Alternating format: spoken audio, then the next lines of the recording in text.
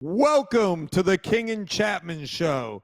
It is Tuesday, July 2nd. I am Brent Chapman, and with me is the original Fab One, Jimmy King. Ooh, What it do, B? What's up, my brother? Jimmy, How you doing this fabulous Tuesday? happy Independence Day, Jimmy. This is our last show before the 4th of July. I've got on my 4th of July shirt, USA. Happy Independence Day. And we are celebrating a Tuesday on the King and Chapman Show. Jimmy, you got the hair going today. You're rolling. You're ready. Absolutely. You got big plans for the holiday, midweek holiday. Absolutely. Today is my oldest brother's birthday. May he rest in peace. Let's see. He would be 60. Hold on, let me get this right. 63. Would have Wow. been 63 today. But rest in power, my brother, my big brother Roger Green. But for the holiday, not really, nothing special planned. Might throw some on the grill, barbecue with the family, eat a couple of Maybe have a cold one. get go outside my diet, drink a couple of pops. Yeah, I will have a couple cold waters, Jimmy. Maybe hang out at the pool. Have a little bit of. I'm still nursing the broken toe, so I'm not technically allowed to go swimming, Jimmy, because I might injure it more. And considering I injured it at a pool, I might take that into account. It is not; these are not good. But Jimmy, so we're very basketball heavy yesterday, Yes. but today we're going to start out the show with some hockey. Jimmy's right. favorite sport. Let's do it. So Let's so do we it. had Basketball on ice. basketball and ice. That's right. That's what you always say. And Jimmy, just like with the NBA draft and free agency, it's the same time of year. The NHL draft and NHL free agency is happening also. So let's talk a little bit about the NHL draft. Macklin Celebrini was selected first overall by the San Jose Sharks. Celebrini is a forward, a center from from Boston University, and is a top line forward who's expected to be a star from day one in the NHL. Now, Jimmy, you may know this, but the NHL draft is different than basketball and football, where the guys in the draft usually go and play either in college or in some other teams, and they kind of work their way up before. Usually it's only one or two guys a year, the top guys, that come and play and make an impact in the pros. Macklin is one of those guys. Another big move in the draft was the Chicago Blackhawks picked defenseman Artem Levshunov, who is a strongest defensive player in the draft. So that's great. And another major thing is, Jimmy, Norwegian hockey made history. For the first time, two Norwegians were drafted in the first round. So congrats to Norway. Jimmy, what was your favorite pick of the NHL draft? I didn't see it. I've been traveling. I didn't get a chance to really see. I'm not astute on what's going on with the NHL draft, but I do know that, like you mentioned, the prospects, the guys that are good enough or fortunate enough to go right into the league and play right away, are the top tier guys. I do know, from playing in Toronto, Detroit, various places, throughout the country, that whichever league that they may end up in, um, it's serious business. Like I had no clue that these guys can go to play in like a Norwegian league or play in the Yeah. OHSAA, I think is one league, and they got numerous leagues, and yeah, I was just educated on that not too long ago, so I'm still brushing up on my NHL acumen, as We're far gonna, as the draft and how the process of the players go and what well, happens. Jimmy, there's this thing called show prep, and and you could have done that, although I do know that I, you were I was on the traveling. plane. So I, I, I wasn't I am. able to I wasn't able to pull anything up. I couldn't access it. That's okay, Jimmy. I'm going to help you out here because I'm going to tell you my favorite pick of the NHL draft. And this might surprise you, but it is nothing to do with anything other than my favorite team in the NHL. My favorite team, the Buffalo Sabres, drafted with the 14th overall pick, Consta Helenis. He is a Finnish forward, uh, scored 36 points in 51 games. He's 5'11, 180 pounds, Jimmy. That's not very big. Maybe I could play in the NHL. I have to, I got the Skating weight skills. It's and all the about the height. skill level, The high problem skill is level. most of my weight is in one centralized area and not equally dispersed as it would be to be a skilled hockey player. No. So, yes, my Sabres made a few trades. They ended up with the 14th overall pick. I think they traded back.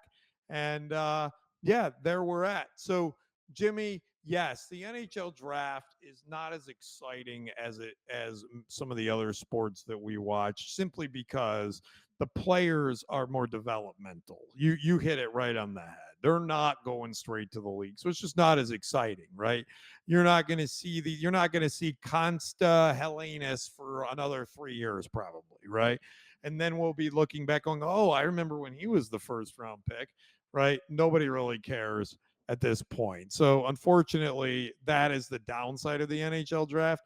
The upside is it's really cool to see these guys live their dream, get an opportunity to play in the league. And I want to tell you something else, which I think people should understand. And it's a great 4th of July story. So, do you realize that USA Hockey put a program in about 15 years ago? And it has been fantastic the way that they have created this grassroots movement for hockey in the country. Dude, you know, 20 years ago, there were no Americans being drafted in the first round. Now half are Americans, right? You're seeing the American talent is going up. And it really is it's due to USA Hockey's program. And what they did, Jimmy, is, and you if you got young kids in the Dallas area, we have it, for example. What they do is they allow you to sign up and play essentially for free. They give you the equipment, right? Wow. So the problem with hockey is there's no ice time, the equipment's expensive, so you don't know if your kids are going to like it. So they actually give you the equipment and you can use it for like 4, 6, 8 weeks. And then if you enjoy it, you can then buy the equipment. If you don't, you give it back and that's it. And so that really has lowered the bar, and they've changed the game so that younger kids can get in and play. They're not playing on full ice; they're playing on different size ice. So they've really done a lot. And I'll tell you what, who's really starting to try to look at that model and figure out is USA Football, because Hmm. USA Football is having a lot of issues with the decrease in involvement in people playing football, and they're actually Hmm. looking at USA Hockey to figure out a way to revitalize it. So it is kind of funny that football is a major sport in our country, right? Is the national sport, really.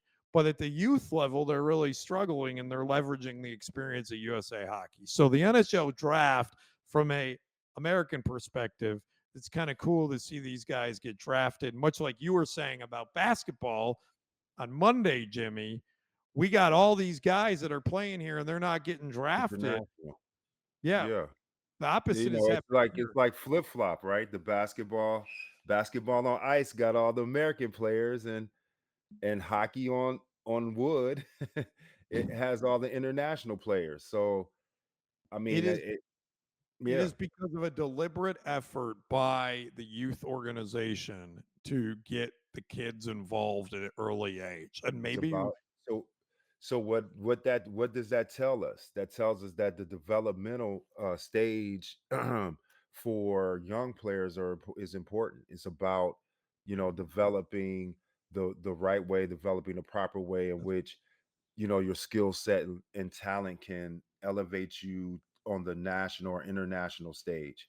that's And right. that's what we're seeing with the NHL draft and So NBA draft. Jimmy, moving along to NHL free agency, we have had some big signings in the NHL. The biggest is Steven Stamkos, the longtime captain of the Tampa Bay Lightning, signed a 5-year, $5.5 million per year deal with the Nashville Predators. This is an exciting move. Elias Lindholm went to the Boston Bruins on a 7-year, $8 million a year deal. And so Jonathan Marchessault went to the Predators. So these are some of the big names. Chandler Stevenson to the Seattle Kraken. He signed a 7-year, $6 million a year contract to give them a forward and a scoring threat. So we've got some big moves in the NHL for teams to try to improve. Um, Jimmy, what are your thoughts on? I'm not going to ask you your favorite pick. And also Jake Gunsill of the Carolina Panthers signed a 7-year, $63 million contract. So another big deal. Wow, with the Tampa Bay Lightning. So, Jimmy, who do you got uh, for your not only just your favorite picks of NHL free agency, but do you think, Jimmy, that in the NHL that free agency can really make that big of a difference? Because it isn't five guys on the court like it is in basketball. It's 20 25 guys are playing in the game. Does one or two guys make that big of a difference to you? And do you have a favorite sort of guy that was picked up? I mean, if a guy's highly skilled, yes, he could make a difference in the I guess the transition in the game. I think, what I hear most about hockey players is their skating or how fast they are, and their control of of the puck. So like guys who are impactful, guys um who could change the game, who could impact the game by uh you know getting shots on goals, or getting guys opportunities to score. And but what I'm hearing from this draft is particular defensemen who um you Can know make an aren't, impact. Yeah. yeah, who can make an impact but aren't necessarily, that the kind of big defenseman players that we're used to hearing. So, I don't, I think it's just like it's the evolution of all sports. The games change, players change, the kind of the way that players are used is changed. But like you said earlier, kudos to the guys that living out their dreams, getting the opportunity to play. And you know but what I do find interesting is that these guys are signing long-term contracts, Yeah, they are. They're big. 6, 7 years, for like $1 million, and then you got one guy that has a 9-year contract for like 63 million. Yeah, it's There's no crazy. consistency in the free agency signings. Well, Jimmy, my favorite of all those is the Steven Stamkos, and here's why: is because you got the Predators, who are a team that is on the rise and looking to make a deep playoff run, and you bring in a longtime captain on a top team like the Lightning that have won the Stanley Cup and have had a lot of success. You bring sort of their big leader and you put him into another team. Now maybe he's not playing at the same level he was, but you bring that veteran leadership into the locker room on a championship culture. I think he can make a big difference. So I think that's my favorite signing. But I want to move along next, Jimmy, to a basketball topic and your favorite topic of the basketball, which is of the NBA, which is the Detroit Pistons, of course, Jimmy, and they got a coach. They hired JB Bickerstaff. He agreed to a 5-year deal. Oh no, another big deal for the Pistons. Hopefully, this one goes a little bit better than the last 5-year deal they signed that last 1 year. For the Detroit Pistons, JB Bickerstaff. Now, he was with the Cleveland Cavaliers, all right, and they had a great season. He went 170 of 159 with them over 5 seasons. They made the playoffs this year. They had a pretty deep run. I thought they played pretty well, but they got rid of him. This will be his fourth head coaching job. He's been with Houston, Memphis, Cleveland, and now Detroit. New president of basketball operations, your guy, Trajan Langdon. Trajan Langdon made this hire. And, he's trying to rebuild what's going on in Detroit. He's starting with the coaching staff. He's working on the team. And so, Jimmy, do you like Bickerstaff as the new Pistons coach? I do. I like Bickerstaff as a Pistons coach. He has a lot of history. As you mentioned, his father was also a Mhm. coach in the NBA back in the 80s. I got a or have a relationship with his father. Great guy, great coach. Um, I think it's a great move for the Pistons. I think he fits the Pistons or Detroit's kind of feel, temperament. Um, uh, I don't. I think Monty was more distant. I know he was going through some things. I think his wife was sick, and I don't think he was able to spend a lot of time with uh, with the organization. So that may have hampered, his ability to give his all. But I think the change and bringing in JB is going to be good for the Pistons. You got a good influx of young talent, a good nucleus of guys, and it's going to be interesting to see how he gets these guys to play together because it's seemingly right just from the eye test, from what I see, or just on paper, is like you got a lot of guys that kind of do a lot of the same things. So it's going to be interesting to see what kind of system he comes up with, and I guess I'm guessing that the Pistons are confident that he can strategize and get these guys to play well together, and also it's good to see that they got a good addition with Timmy Hardaway, former U of M product and Dallas Mavericks, coming back to Detroit as well.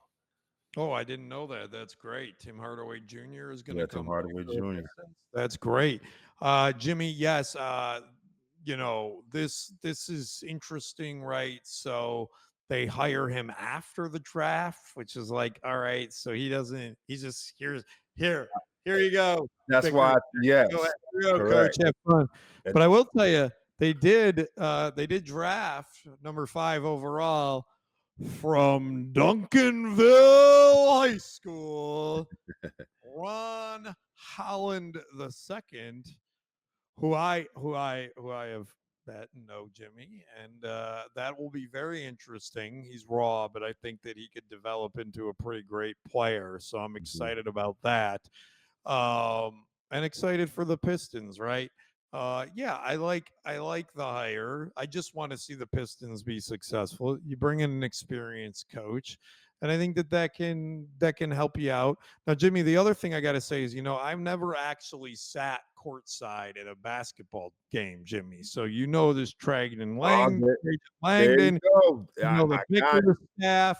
I'm expecting the King and Chapman show to be courtside at a Pistons game this year. I will done fly to deal. Detroit for You that.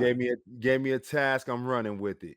Yeah, maybe we can even like step in and do like do like some guest broadcasting during the game.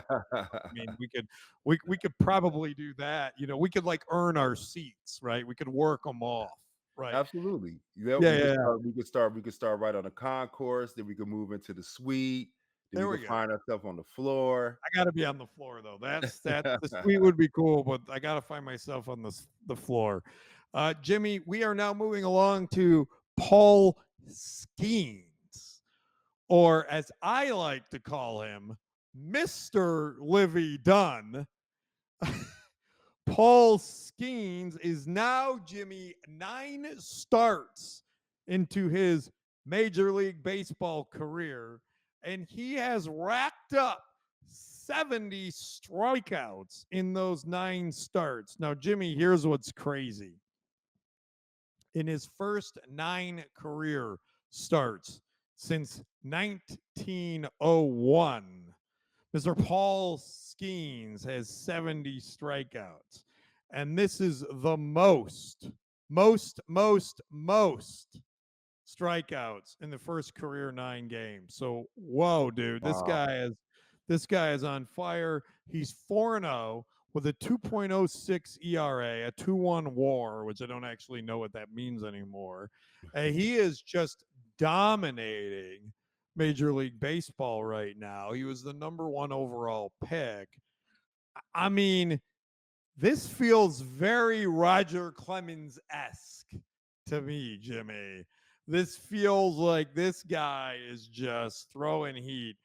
Will Skeens be another all time great? Jimmy, what do you think? Hey, I'm going to well, hold you to this in 20 years. well, being the number one overall pick and doing what he's doing at at a pace that has never been done before, I think it's safe to say that yeah, he's probably going to be pretty good. He's just going to get better, and more experienced and more comfortable.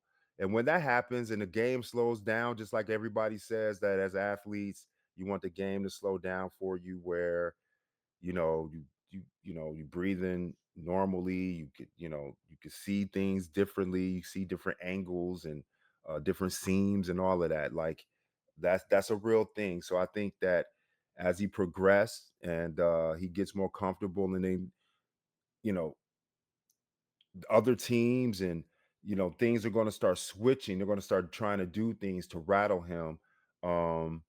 If he continues to have these type of numbers, who knows? Who knows? He will be an all time great. But No, I think more than likely it probably will be on a different team though. yeah, of course. I mean, that's fair guess. Like, because Pittsburgh is not going to pay him when his Right. salary. He's going to go play for the Yankees and become an all-time great. Yes. So there, Pittsburgh's a farm club for the Yankees. Now, Jimmy, sometimes I get accused of arguing with you, like picking the other side just to pick the What? other Not side. you. Yes. No, no, So no. I'm actually going to do that again. I'm going to intentionally pick the other side to have an argument. Of Here's course. why I'm going to say no, Jimmy, because two No. reasons. One, it's very, very, very difficult to, especially in baseball, to last that long, right? And to maintain your body, and especially as a pitcher, Yes, your your arm. arm. What Roger Clemens did, what what Mhm. Greg Maddux did, those are very Randy Johnson. Mhm. Those were very, very Outliers. unique Yeah. out Nolan Ryan, Mhm. very unique outlier situations, right? And so the betting odds would be just like Steven Strasburg. I mean, he was great for a few seasons too, and he just couldn't keep it going, right? And so betting odds would say no, he eventually will sort of fizzle out. The longevity is the hardest part in baseball. The Teams are second fucked reason up. why I'm going to say no, which is the better reason, is if he gets married to Livy Dunn, he's just gonna retire and be like Mr. Livy Dunn. He doesn't need to keep pitching. His wife would be Livy Dunn. Hey, Like, he I might would pitch be even done. better because he will have less pressure, less stress. No, I would be Paul Half Skeens full. done.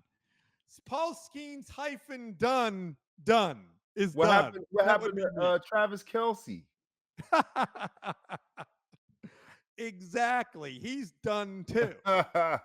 No. So so that's my thing. So moving along and talking about greats or becoming great even in an older age, Jimmy, Amy Yang built a huge lead and survived a couple late mistakes to win her long awaited first major title on the Women's PGA Championship with a 3-shot victory. She is 34 years old, Jimmy. There she is. And she's the oldest major winner on the LPGA tour in some time. This was her 75th start. This goes all the way back to Angela Stanford, who won on her 76th start. So props to Amy. Are you impressed for the first PGA win, 76 starts in, Jimmy? Absolutely, kudos to her because Sticking with it. that's a long time to wait for a win. Could you Mm-hmm. imagine 75 starts and each time, there's more pressure added. Yep. So for her to finally get that, get over the hump and win a championship, congratulations. Cause that is, kind of like just as impressive as seeing a longevity in a picture or seeing a dominance of a dynasty in basketball or even football for that matter. Seeing, teams going 3 and 4 year runs or the Golden State Warriors, it's it- it's hard to get there. It's even harder to stay there, but it's even hard to try to continue to peck away or climb a mountain after you've been let down so many times or you lost so many times. So for her to have that mental fortitude to stay with it, I applaud her. Yeah, I'm impressed. I mean, look, she's probably been playing professional golf for 15 years, right? She's 75 starts in. Yeah, this is a big deal. I'm impressed. I'm happy for her. I think it's awesome. See how happy she was in that photo, right? Holding the Mhm. little golf ball up, the trophy. Good for her. That's awesome. But Jimmy, sticking with That's what you play sports. for. Yeah, that's exactly right. Sticking with sports, Jimmy, sticking with golf specifically, Jimmy, we're going to talk Mhm. about some protesters. Talk about wrong place, wrong time, Jimmy. Nate, can you show that picture, please? Oh, look at this, Jimmy. It did not, Jimmy. I wish we had the video for this because it is You know what hilarious. I love best about that picture? Yeah, The yeah. golfer walking right through him to go hit a shot. Yeah, that's great. Jimmy, this is the video of this is fantastic. Some guy who looks like he should be at a climate protest and not at a golf championship wanders onto the court, runs into runs into the middle of the green, is kind of looking around, okay, what do I do now? And then, man, like Paul Blart comes out of nowhere and just form tackles this bro to the ground. And it's like, dude, you decided to protest in the wrong place. So 6 climate protesters stormed the 18th green while the tournament leaders were lining up their putts for the final hole at the Travelers Championship, delaying it for about 5 minutes. So that wasn't really that big of a protest, right? But Scotty Scheffler, Tom Kim, they were out there, and some of the protesters were wearing white t-shirts with the words "No golf on a dead planet" and black lettering on the front.